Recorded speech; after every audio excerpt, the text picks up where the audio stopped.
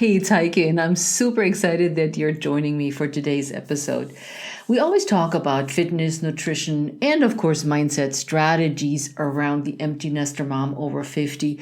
Today, I want to pivot a little bit and talk about something that also has to do with your healthy mindset and your health overall, and that is your marriage. I want to set the stage. Remember the time you met your significant other? You were head over heels, laughed about their jokes, thought how cute they were, and lots of hugging and kissing were going on. Then you had kids. And the time together got shorter.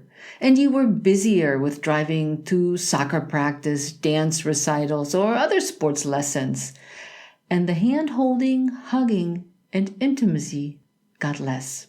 At first you chalked it up to a busy schedule and said, it's just a phase. But then your husband became more like a roommate instead of an intimate partner. As this is a podcast for women over 50, I use husband, spouse, and partner, but please fill in wife, significant other, life partner, or whatever fits your life, because the empty nest marriage is all inclusive. And so is the Pursue Your Spark podcast. Of course, not everyone experiences disconnect, and we must take steps to stay in a close relationship with our partners. However, once the kids leave the house, you may have to reclaim not only your health, but also your relationship to rescue your empty nest marriage.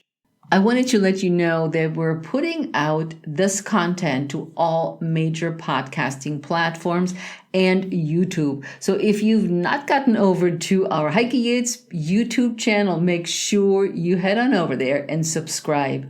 And we also have other content that drops there exclusively on our YouTube channel.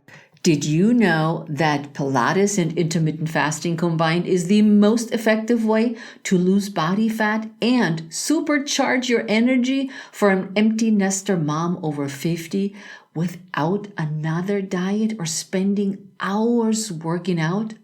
Let me show you how to recapture your health as an empty nester mom over 50 so that you can enjoy an active lifestyle without feeling stuck or left behind, and feel the way you should in your second half of life. Check out the Empty Nest Reboot program, where I share the secrets to a healthy and strong body for empty nester moms over 50. And if you're not an empty nester mom, this applies to you. So let's dive into today's feature content. I'm Heike Yates, a fitness and nutrition coach with 30 years of experience. I empower empty nester moms over 50 to take back their health and strength to feel vibrant in their second half of life. Right now, you're joined by thousands of empty nester moms around the world who stop dimming their light and instead ignite their spark.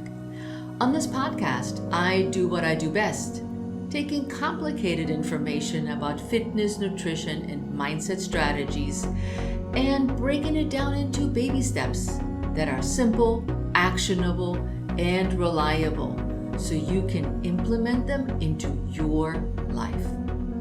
I regularly interview some of the most inspiring guests who share their honest stories on how they went from their worst to their best in life, so that you know you're not alone in your struggles. Join me as we redefine what aging looks and feels like by taking action and saying, yes, I can. This is the Pursue Your Spark podcast. Here's an interesting fact that I found while I was preparing for this episode and doing some research. So according to the Pew Research Center, among adults 50 and older in the United States, the divorce rate has approximately doubled since 1990. And for those 65 and older, it's roughly tripled in the same time. This is very interesting and also very scary because we're not getting married to or find a life partner to get divorced after only a few years. So here's another fact. I got a whole bunch of facts for you today, guys. Also, within the episodes, I have a ton of links that backlink to some of the content that I created before that is super supportive of what we're talking about today. So according to the Mayo Clinic, empty nest syndrome, which happens when the kids leave the house, or actually the last kid, not by the first kid, but the second, but by the very last one, resulting in divorce. One study from the University of Louisville in Kentucky suggests that the empty nest divorce rate has increased by 10 to 25% of marriages since 1990, just like the other study. The divorce rate among couples ages 55 to 65 has more than doubled, according to that very recent data. So similar. So now we're talking about the empty nest and the empty nest syndrome. There are several reasons for this divorce rate. First, many women experience a loss of purpose and joy and despair about what happens next when the kids are gone, and other relationship problems that were ignored far too long. Yep, I know about this. In my first marriage, I didn't talk about a lot of things that should have been brought to the table, but I was putting them under the table and not to ruffle the feathers and thinking, okay, it'll be fine, or maybe I'm exaggerating. But I did get divorced when my kids were little, so I didn't wait till the nest was empty. But there's things we absolutely have to talk about in our marriage. And I'm not a relationship coach, but we've all been there, and a lot of my clients tell me their stories of how things are happening or what's going on in their relationship. So let's start out with why it's called the empty nest syndrome. The empty nest syndrome isn't a clinical diagnosis. So the doctor's not going to say, oh, hello, Heike, you have the empty nest syndrome. It's a phenomenon in which parents, both of the parents, not just women more often though, experience the feeling of sadness and loss when the last child leaves home. So some of the signs and symptoms of the empty nest syndrome are, number one, that's a big one, and my mom experienced that one. When we all left the house, loss of purpose. For years, you were the go-to person for your kids and their needs. You were the magic wound healer, the cook of delicious and quick meal, the smarts with helping with homework. But that job is done. So now you might be wondering, what is my purpose in life? I raised the kids and there's nothing left. Emotional stress. Do you break out in tears when watching a sad commercial?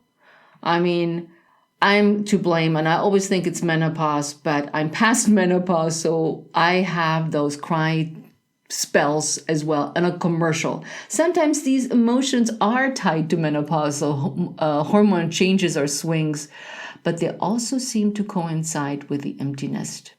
You feel sad that the kids are gone and grown up, but you also might be nervous about your marriage or relationship and the state of that relationship. Or you are afraid of getting older and becoming useless. Yeah, all these things are real, guys. All these things, when I think I'm 61 and my kids are 30 and 33 now, I still sometimes feel sad or worry about them and want to help when I full well know that they can do this themselves, but I want to jump in mommy mode and say, let me rescue you because I have all this experience and I don't want you to stress out. And if you're listening to this episode and can relate, I want you to know you are not alone. Then, as I just mentioned, anxiety about your children. That is a normal feeling. However, if all these feelings take over, you may call them several times a day or week to check in with them. This behavior keeps you in a constant state of anxiety. Not just you, but also them. Remember, you raised them to be responsible and intelligent adults, and you must trust that the thing you taught them is the right thing for them and that they will make their smart choices themselves. You were giving them wings to fly. So all these emotions, and there's more of them, but I want to talk more about the empty nest marriage, but I want to start out with it. These feelings are normal. Loss of purpose, emotional stress, anxiety about your children. And guess what? They never go away, but they need to be managed. They can't take over your life. They can't take over your relationship. So take notes, listen closely, see and observe what it is that you do with your kids or around your kids and your husband. Are your kids more important than your husband? Sometimes I think so, because he doesn't come out of my womb, if I may be quite that frank, but they have moved on and so need you. The emptiness syndrome is more common in women, as women tend to be the primary caregiver. Once the kids leave home, we might feel worthless, guilty, sad, and lonely. And the feelings can lead to extreme mood swings, irregular sleep patterns, hot flashes, among other things. So here is again, it coincides with menopause. Is it menopause that brings on those night sweats or the irritability, or is it your empty nest? As an additional resource, I put a link in the show notes for you. It's called the 5 Tips to Help You Get Unstuck in Your Empty Nest. So click on the link in the show notes and check out this episode and post as well. So what is the most common reason for an empty nest divorce? According to the American Sociological Association, ASA, about 2/3 of all divorces are initiated by women, including women who suffer from the empty nest syndrome. Thus, you can conclude that women are likelier to initiate an empty nest divorce according to their study. Most people think that the empty nest divorce trigger is when the last child leaves, but many statistics and studies suggest it comes down to an unstable marriage foundation in the earlier years of marriage. I found this surprising, but then I scratched my head and I thought about my first marriage and I was like, if we had solved those problems that I was thinking about, and instead of saying, I'm fine, nothing's wrong, leave me alone, I would have addressed those. I would have had the guts to talk about them. Maybe things would have been different. If those issues are not addressed early on and stay undetected, those issues will resurface after the last kid leaves home. It may feel like you stayed together because of the kids instead of the bond between you and your partner as a couple. Here's my additional resource for that. Episode 21, Dear Divorce Coach, and how to avoid a looming divorce is definitely something that I encourage you to listen in to learn more about this from Sherry, who was very generous in sharing all this wonderful information with us. Let's talk about the 5 reasons for the empty or potential empty nest divorce. Number 1 is the empty nest syndrome. We already talked about that. It's issues we don't talk about in our marriage that we put under the rug. The last kid leaves the house, stress, sadness, guilt, all kinds of triggers coming up. And we're not talking about those feelings with our partners oftentimes either. So the emptiness syndrome is 1. Number 2, the midlife crisis. Who hasn't heard about getting the Porsche or the young lover, which goes into number 4, infidelity. But the midlife crisis is where, okay, let's be quite open. Shit hits the fan. And everything is wrong and nothing seems to work. And you and your partner want totally different things in life. And you can't quite figure out how to patch these things. Number 3 are longer life expectancies. We live way longer than our great-grandparents or even grandparents. The health system is better. Healthcare is better. We eat better food. We take better care of ourselves. So We may not, and some people are married we are married for 55, 60 years. We are changing through those times, and we may no longer be who we were when we married, which is okay, but that's another empty nest divorce reason that we just live apart, that we changed of what we want. Number 4, which I attached a little bit on the midlife crisis, is infidelity. What can I say about infidelity? There's so much to talk about when it comes to this, but it's being unfaithful in a relationship does not sit well with me. I have no tolerance and no excuses and no explanation for that. If you cheat on me, you're gone, you're out of here. But why is it that we need to do that or have to experience that from our partner, or that we feel we need to have an affair on the side?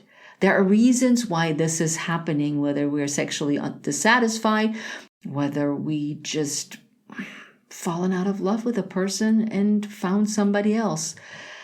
And number 5, money issues and finances. And this is a big one, ladies.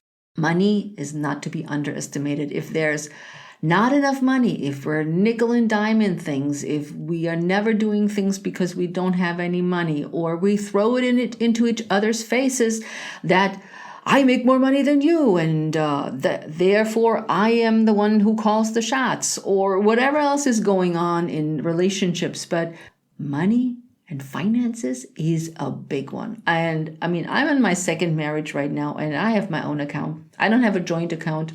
I don't want to have a joint account. I have my money that I make. We pay for things together, for certain things. We've divvied that up. But on the other hand, I'm like, no. That's my money. You have your money, and we have our collectively spending budget. In short, empty nesters may end up divorced because their marriage and relationship and the factors that I just talked about have been neglected. Additional resources, the 5 tips to plan for an almost empty nest. I put the link in the show notes. If you're not there yet, start connecting with desires and dreams first. And I list additional strategies in that post. So listen to that one, guys. It is very helpful, if I may say so. All right, here are the 5 tips on how to rescue your empty nest marriage. Number 1 is rest and recover. It takes more energy than you think to deal with all the emotions that come up once the last child leaves the house.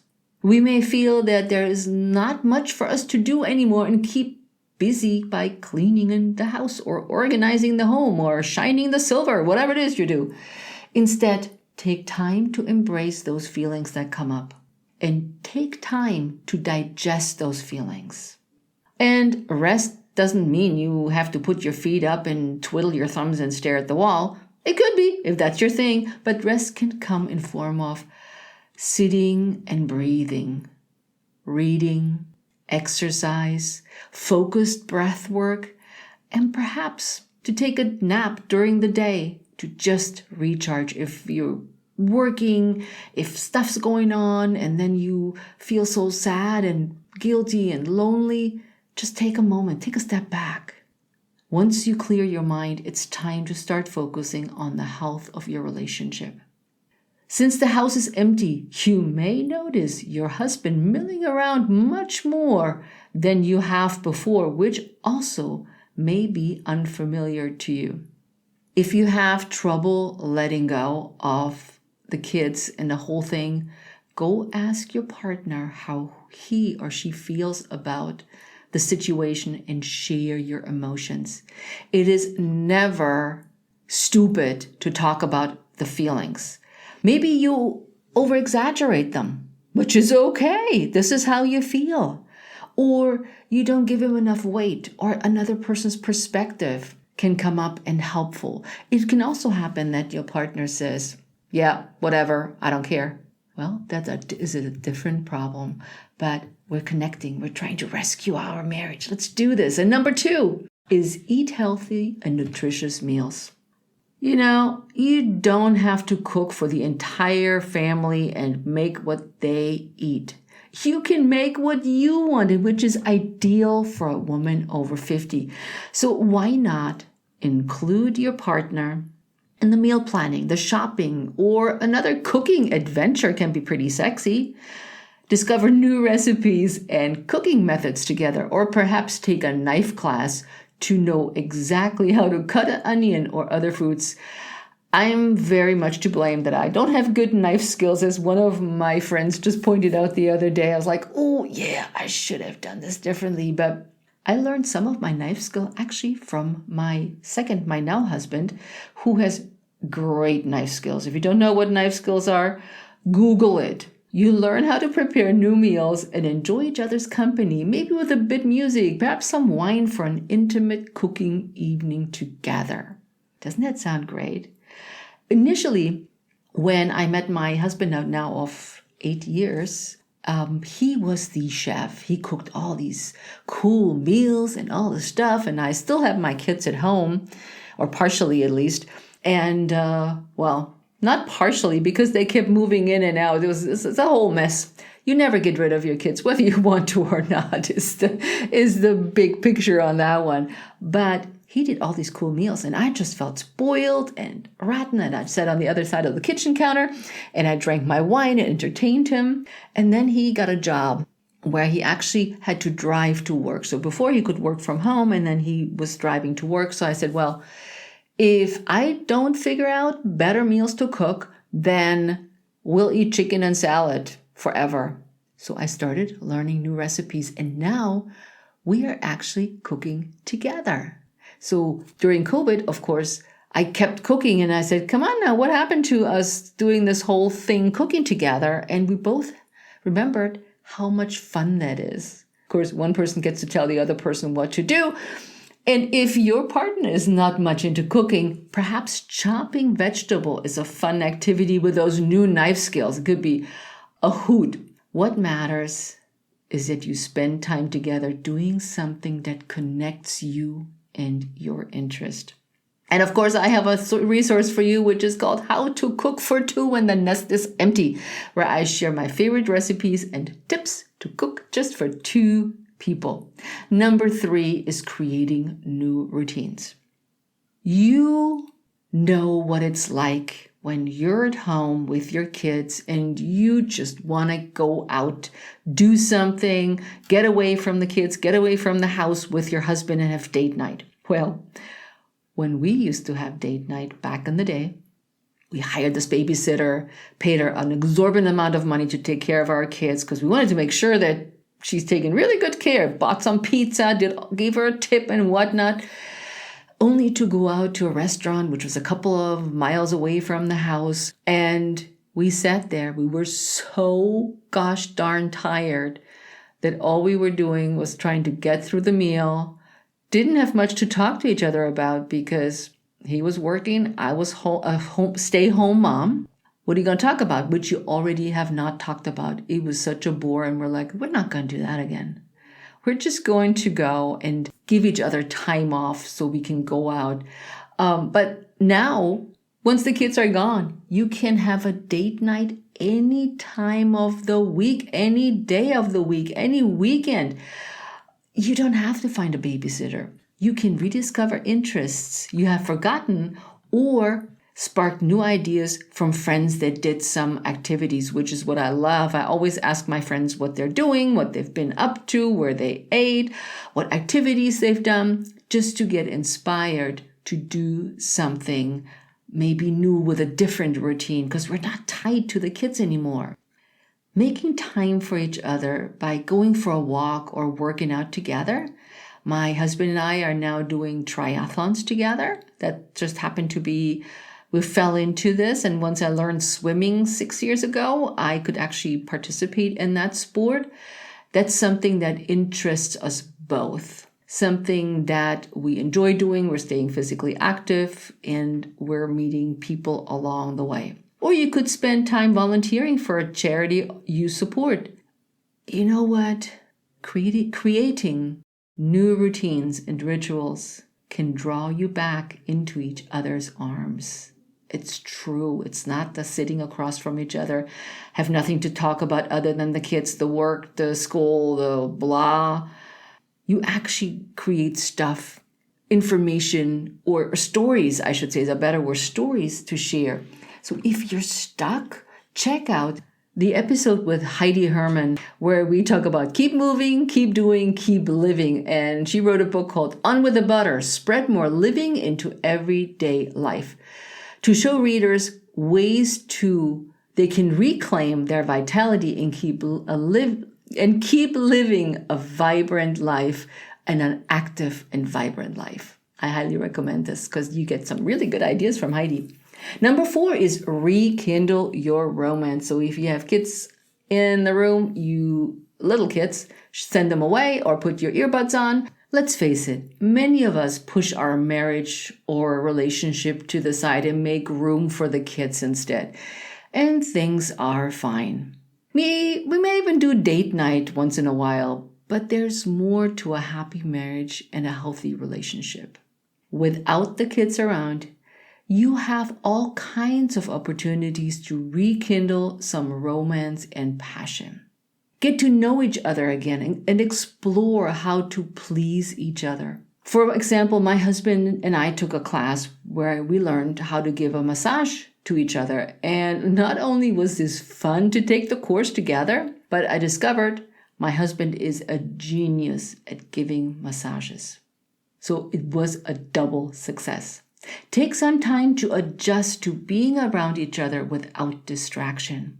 And you know what? No more closed door policy. But menopause and postmenopause can make sex painful and almost impossible.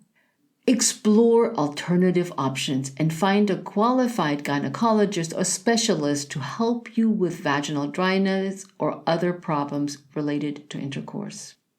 Additional resources for this today are the Pelvic Dysfunction with Dr. Michelle Frey. She emphasizes analyzing the bigger picture with all of her patients by looking at all the circumstances in their lives that may cause them to have too much pelvic floor tension or not enough. It's definitely worthwhile checking out this episode if you're dealing with this aspect of your relationship. And number 5 is discover your shared interests. Gone are the time when you can't do what you'd love or explore new hobbies or interests. No kids? You go for it. So take advantage of this opportunity. First, make a list of activities that you would like to explore. Remember, the sky's the limit, and ask your partner to join.